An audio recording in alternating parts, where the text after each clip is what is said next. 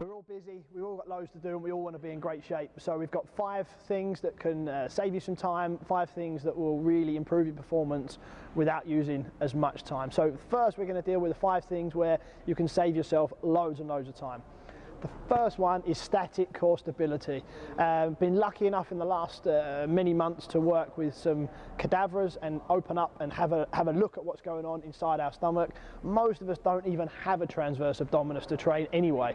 The majority of people, if you look at Frank Netter's anatomy books, Frank Netter will also say he's not quite sure if the transverse abdominis actually even exists.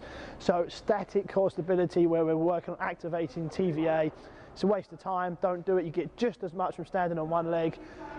Activating your core, gymnastics, lunging, squatting, jumping will get just as much core activation as static core exercises will. So you can save yourself some time there.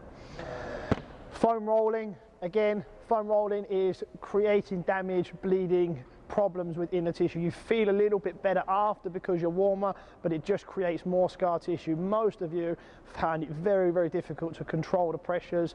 More is definitely not better, and less is more in that circumstance. So instead of foam rolling, a good stretch, a little jog, or some light cardio activity will give just as much muscle release, muscle flushing, muscle relaxation as foam rolling will. The next thing where you can save loads of time from is spending time taping yourself up. All you're doing is putting colour tape on the skin. The skin is moving very, very freely with a layer of subcutaneous tissue and fat which is just gliding over the top of the muscles. The influence on the muscle in the joint, although you feel like it's very tight and it's very tense, and if it's a physical cue or reminder, it might be a good thing, but actually physiologically it's having no effect whatsoever.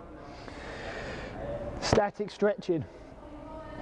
Static stretching is pretty much desensitizing a muscle. So you're desensitizing a muscle which you would really like to then get working again after. So that one of the most dangerous or worst things you could ever do would be hold a long stretch or put a joint into a position and hold it for a long period of time before you then want that joint to work as dynamically as possible. So stay off the static stretching, especially before working out. After training, if you need to work on a new range of motion, we can talk about it there, but before training, leave static stretching at home. And the last thing where you don't need to use any more time on is counting your calories. Calories don't exist when they enter the body anyway, so it's no reason to be counting them. We might as well just be eating well, and there's more to come on that in another video.